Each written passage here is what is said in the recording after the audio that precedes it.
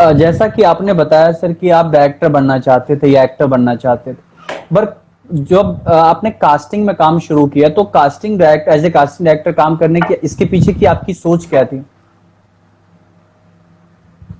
नहीं, देखिए, मेरा जरा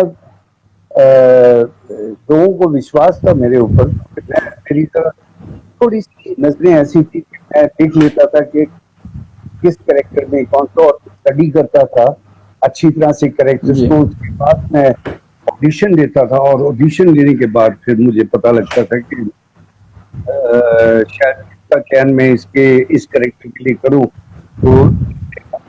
तो उनको, मेरे बॉसेस को भी ये यकीन था मेरे ऊपर। That's how I got that. और वो के बाद मैंने पहली बार इनके लिए कास्टिंग की थी इंसाफ का तराजू, फिर निकाह,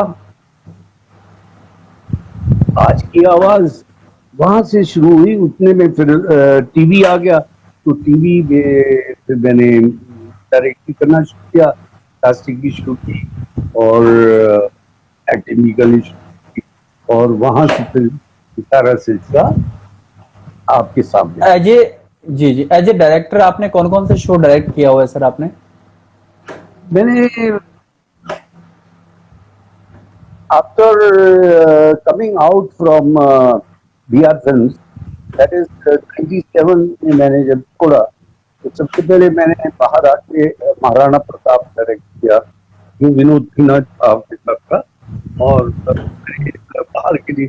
और उसके पहले BR फिल्म्स में मैंने बहुत सी टीवी सीरियल डायरेक्ट किए थे, जैसे चुन्नी है, पार्ट ऑफ बहादुर शाह जफर, सौदा है, और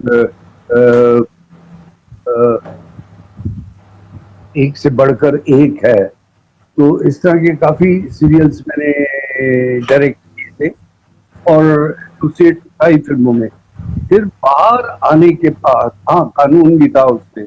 फिर बाहर आने के बाद मैंने पहला जो सीरियल डायरेक्ट किया था वो था महाराणा प्रताप, और एक था अकबर बीरबल।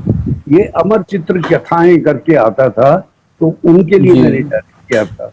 और उसके बाद मैंने 3 फिल्में बाहर आने के बाद डायरेक्ट की।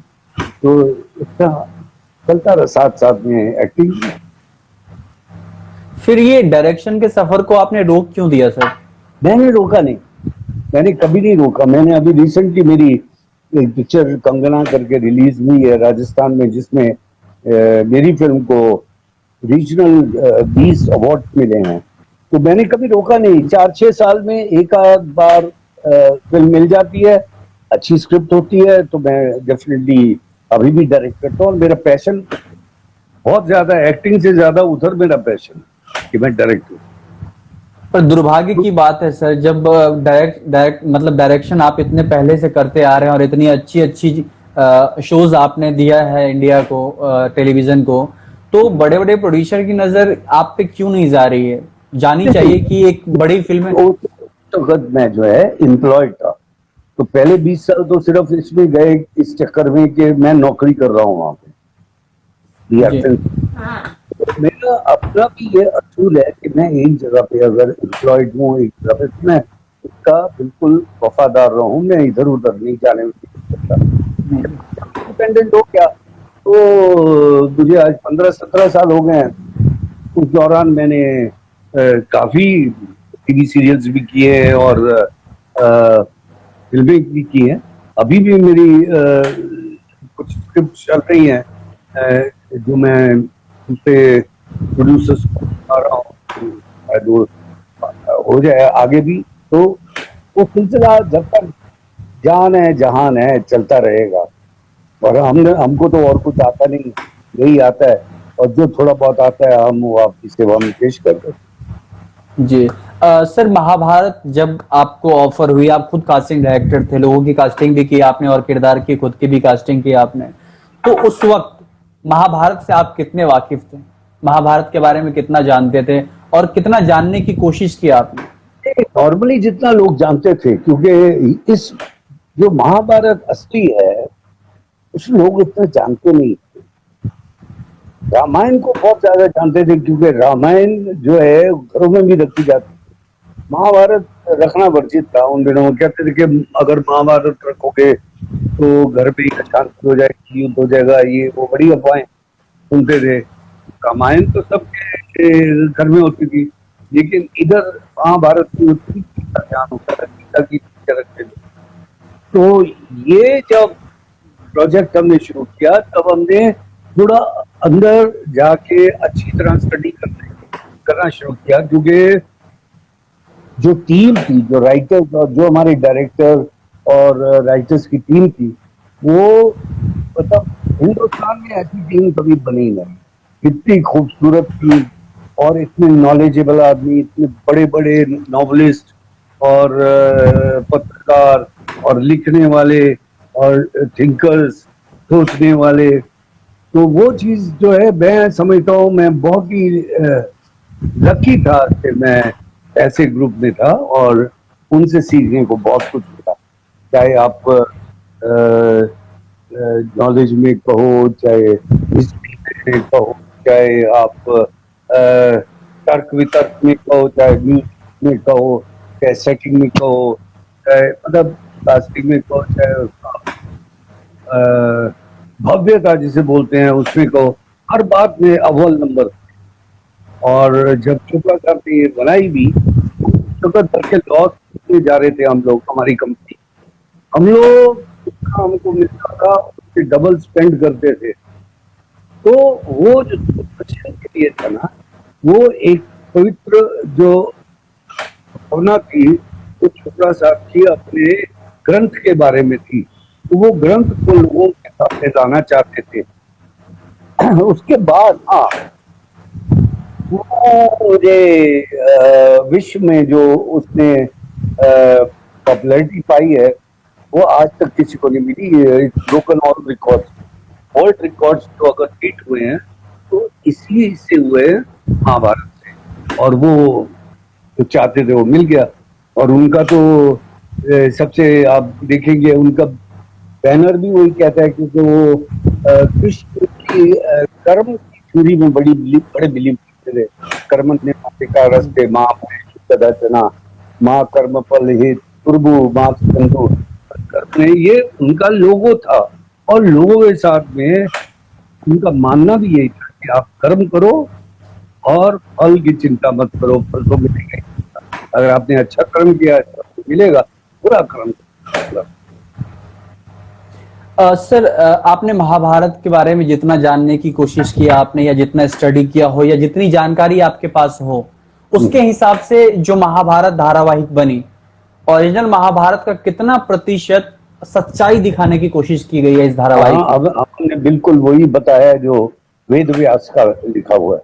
हमने इधर उधर इसीलिए आपको तो वेद व्यास का भी क्या पूरी कॉपी दिखाई गई है A to Z, कि उसमें भी कुछ कमर्शियल डाला गया? रिसर्च पुणे में एक इंस्टीट्यूट है सिर्फ महाभारत के ऊपर, उसका रिसर्च है भंडारकर, उसके रिसर्च के सारे हैं।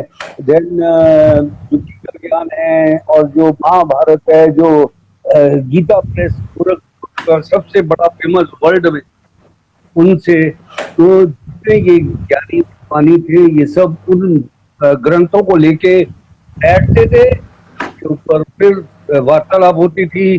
फिर उसके बाद छाटा छाटी के बाद हम लोग इस निष्कर्ष पे पहुंचते थे, कौन सा सीन कितना होना चाहिए और उसमें क्या कहना चाहिए, और कौन सा जरूरी नहीं है वो निकाल सकते थे, सिर्फ जरूरी सीन रखते। तो मैं ये आपको बता रहा हूँ, तो because you are very near to Ved Vyas के, जो सबसे करीब जो है हमारी महाभारत की, क्योंकि उसके बाद 16-17 बार इसी स्टोरी पे काम किया गया।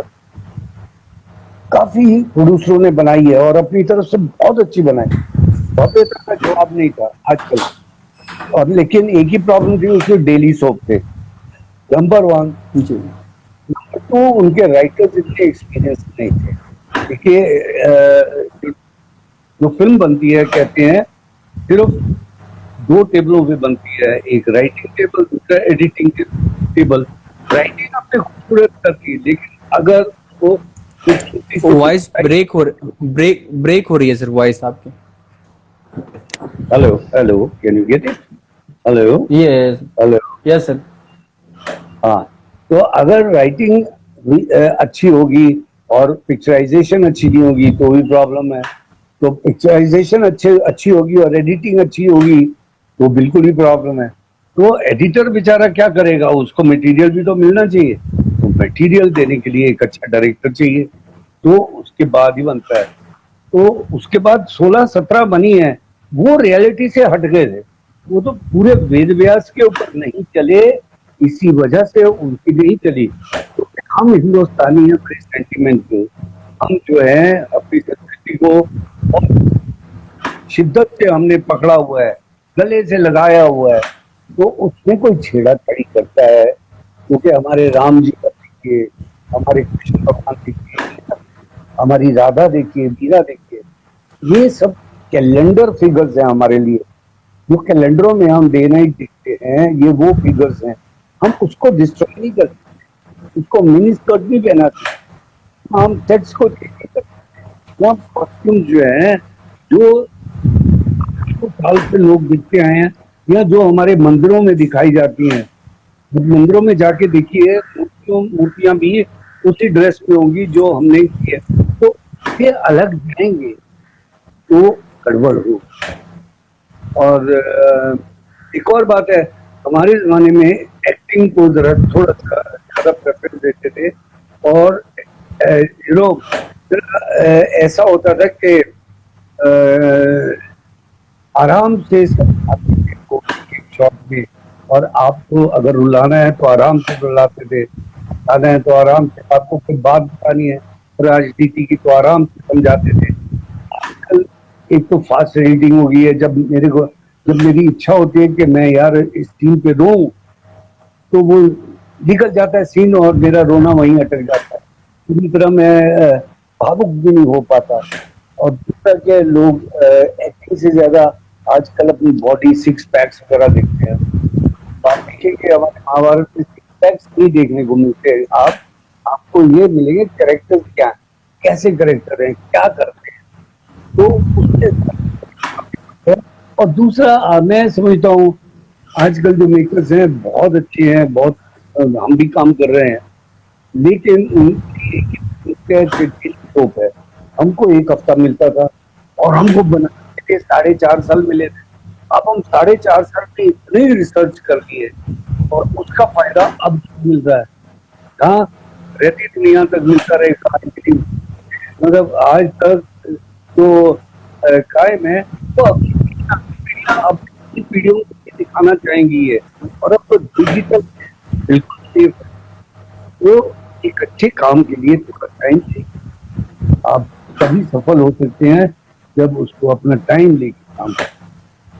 तो उनको डेली सोप बनाना पड़ता है, डेली सोप में इतना नहीं आ सकता। सर